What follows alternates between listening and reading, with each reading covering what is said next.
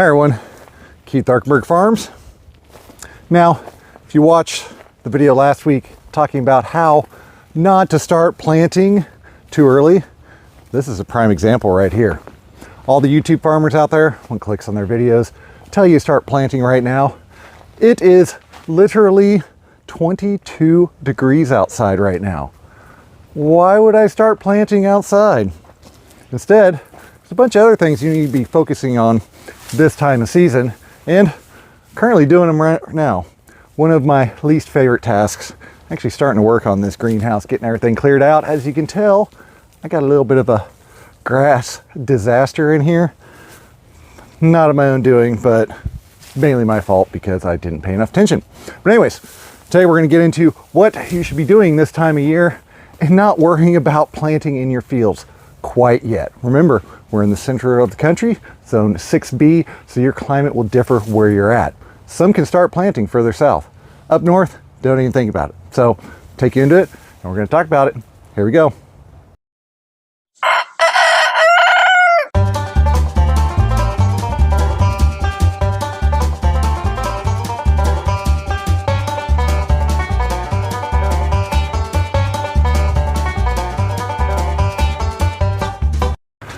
Now, the very first thing you should be doing this time of year, we're going to keep this really short and simple, your taxes. Yes, the thing that everybody loves doing so much is your taxes and dealing with all your financial stuff. If you're a farmer, 2/3 of your income is derived purely from farming activities. Your taxes are due March 1st to avoid a penalty. We're going to leave that at that, get it done.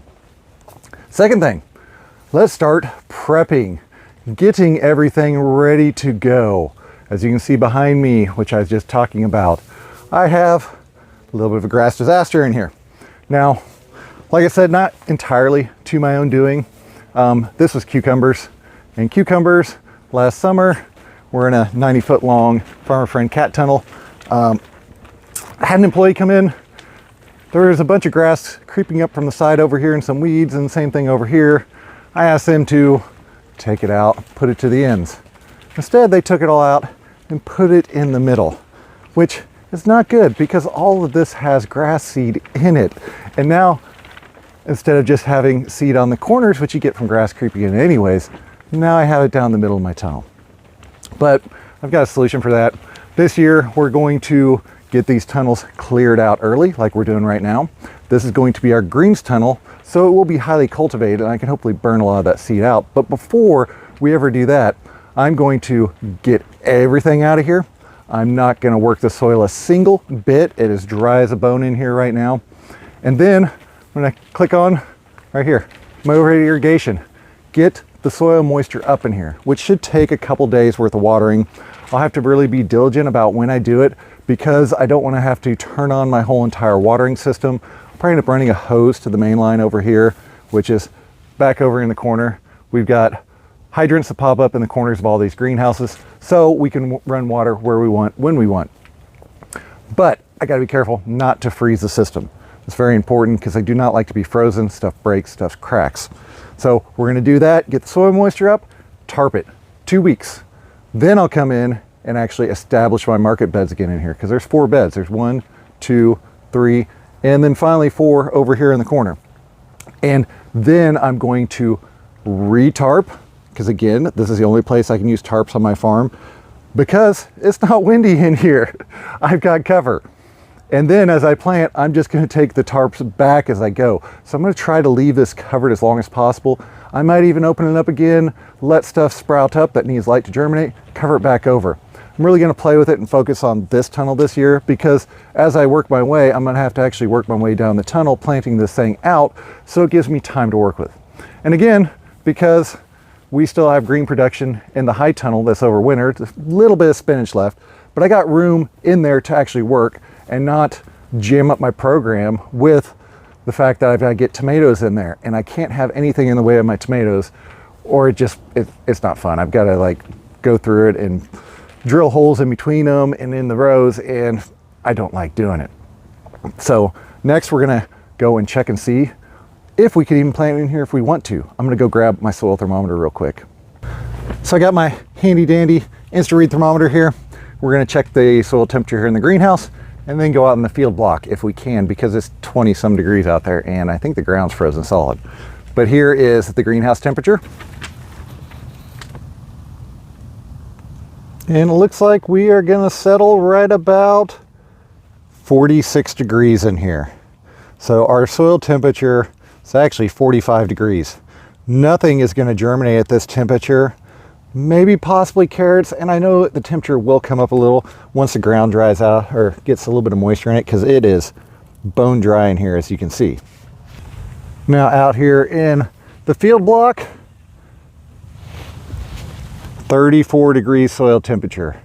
Nothing is going to germinate out here no matter what you do. The ground's still rock hard. It's dry, but there is moisture underneath, so it's not as bad. It does clump a little bit. But yeah, no reason to even think about doing anything out here. Now that brings us to the third topic I'd like to discuss today, and that is planning. Planning. Getting everything ready. You don't have to have finalized plans, you just need plans. And that brings me to my big announcement, the Growers Blueprint course. Really to help people that are in the gardening stage, really want to take yourself into the market gardening stage or the next level of market gardening. I ended up with a book, believe it or not too big of a book, nice simple read. It's really broken down into points and things that you really need to focus in on your farm if you want to take it to the next level like we have around us. This build out here took, I'm in 10 years of doing this. It took 8 years to get it as far as it is today. And that is where I wish I had a book like this in the original, starting in this farm, because it really breaks it down. This is also the basis for the new online class I'm putting together, growersblueprint.com. The site is not live yet. I'm also getting the Market Garden Farm School, which will be migrated over there. If you're a member, you'll receive an invite once I get it up and going on the new platform to join for free, because you already paid for it.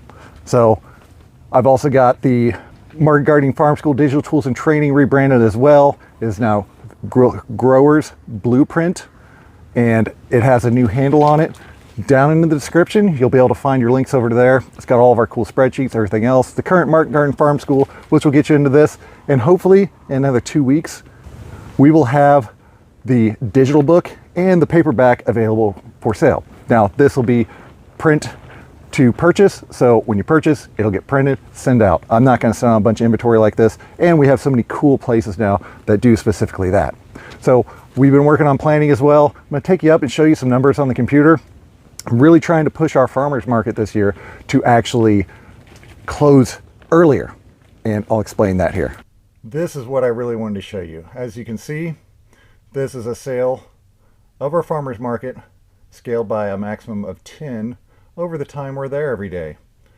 Market starts 7:30, we get some sales, it starts to ramp up. By 9:15, we get a nice little peak of the early people, and then we get everybody else. By about 9:30, 9:45, that's when it starts dying off. But then we get this other little kick here at the end, which is at about 10:45 and dies off afterwards. So by roughly 11 o'clock, we really don't have anybody left at the farmers market. That's because this is the late group of people, and they know they have until noon to get here.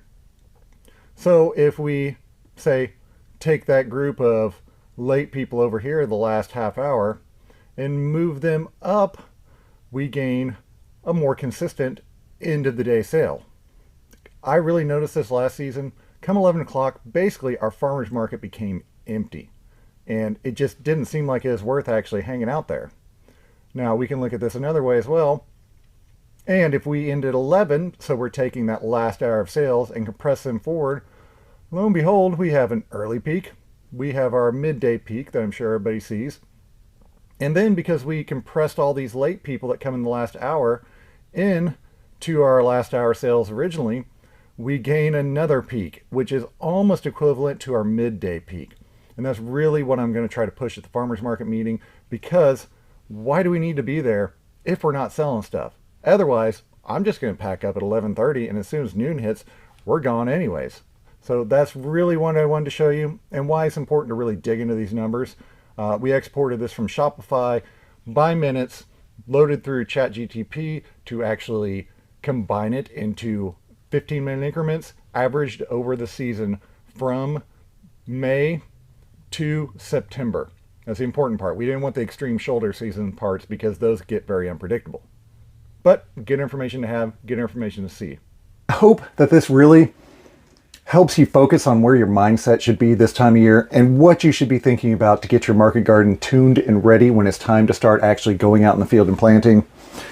So we saw a couple weeks ago, I've got trays of starts already looking nice in here.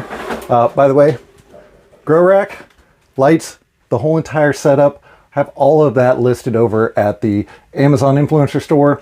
Links in the description. Make sure to check all the links in the description. I've got tons of stuff there.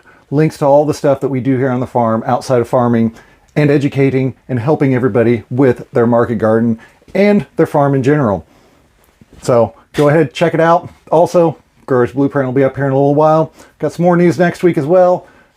Yeah, I'll be able to introduce that next week. So, as always, hope y'all liked what you saw today. If you did, don't forget to like and subscribe. Thank y'all. Keep farming. Have a good day.